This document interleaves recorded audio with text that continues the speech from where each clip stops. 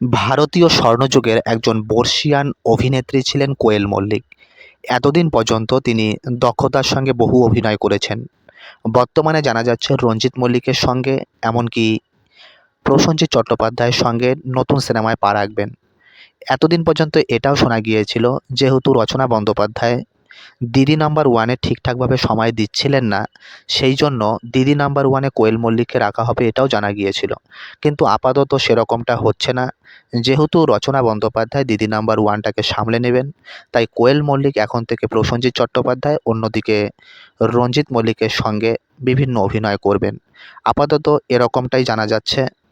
এছাড়াও এটাও জানা যাচ্ছে রচনা বন্দ্যোপাধ্যায়ের ছেলে এখন থেকে কোয়েল মল্লিকের বাড়িতে আপাতত থাকবেন, যেহেতু রচনা বন্দ্যোপাধ্যায় বিভিন্ন কাজে ব্যস্ত হয়ে পড়েন।